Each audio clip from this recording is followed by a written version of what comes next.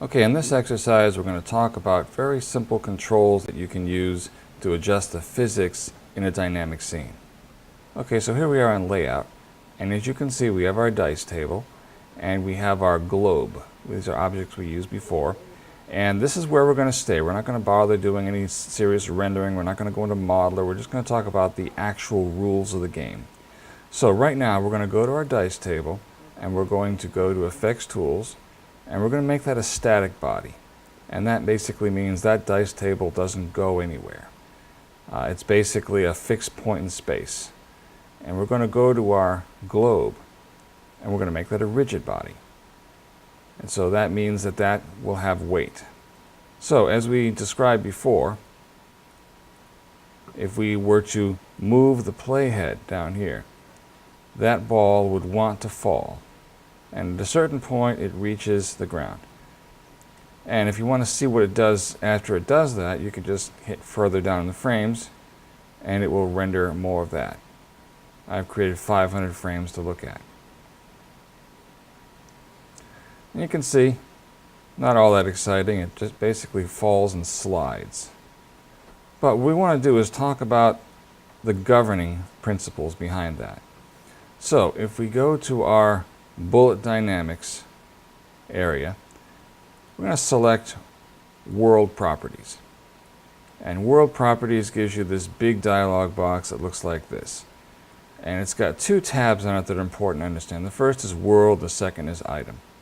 So let's say if I look at world, we got gravity. Gravity is a very simple concept to begin with. Right now gravity only exists in the y-axis for a very good reason. The y-axis is the one that traditionally goes up and down. So if you have gravity going off to the side, that can be confusing.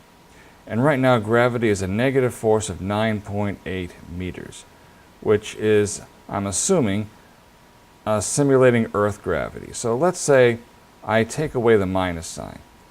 So it's positive 9.8 meters. Let's see what happens if I were to move the playhead. Whoops. The Earth goes up out of the frame. So I've just told the computer that gravity goes the other way. So I'm going to put that back. But let's say instead of a minus 9.8, let's say I make it a minus 2. What would that do? So if I'm down here, I'm just going to go ahead and click on frame 200 and let the computer do some thinking. And basically what that does is not much different, because forces of gravity aren't the only thing involved here.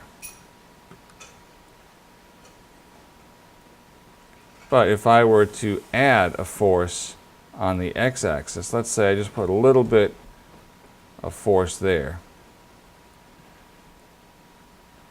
Now it wants to bounce off of the edge of the Earth, or the edge of the table.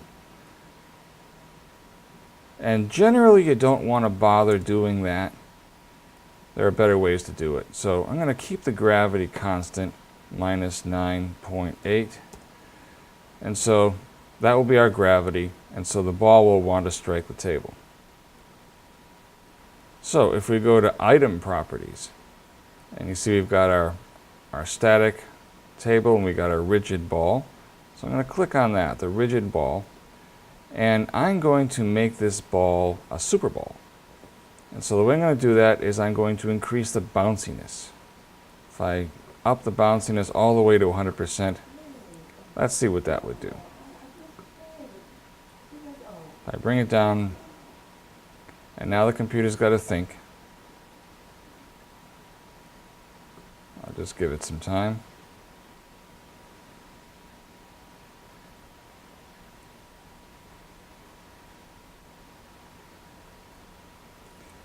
And apparently the ball was bouncy, but the table was not. So I turn down the friction on the ball. And I'm going to go to my static layer and I'm going to make the table bouncy too.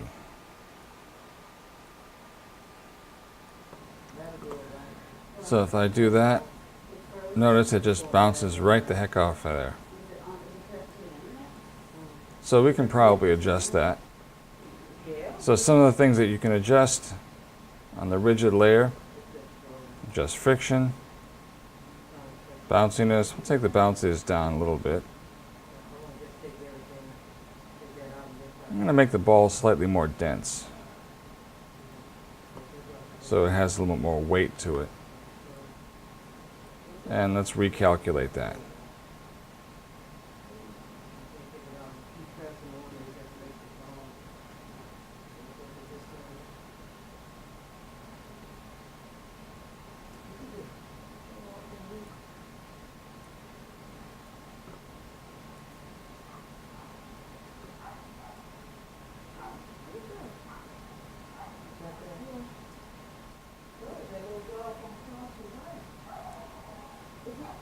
And you see that's still pretty doggone bouncy.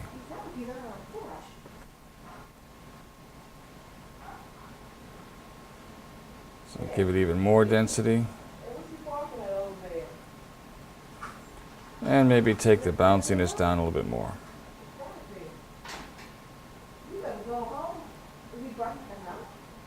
And you can see that you can get some unpredictability here. So it's a question of turning the dials and seeing what you can do. Bring the bounciness back up a little bit. I'll try one more.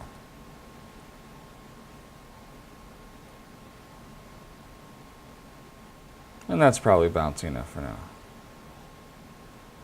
Let's say instead of a rigid body, we turn this into a deforming body. Now that means that it's going to no longer keep its solidity. So it'll still be bouncy, but let's go ahead and turn down the linear stiffness to about half. And the angular stiffness, let's bring that down a little bit too. And let's see what that would do. Now, as you see, the ball goes down, and wow, look at that. And if you were to change the angular stiffness, you could have it stand up to pressure a little bit more. So let's say we go back here, and I'll put some linear stiffness back in, and we'll see what that would do. Here we've got the linear stiffness at 58%, shape or tension at 21.5%. And as you can see, if we scrub through this, it acts more like a, well, kind of like a beach ball almost. But the point here is that there's all kinds of things that you can play with just within this one area. And really the only way to enjoy this is to try things out, see what they do, and then make it work. So that is an introduction to what you can do with physics in dynamics.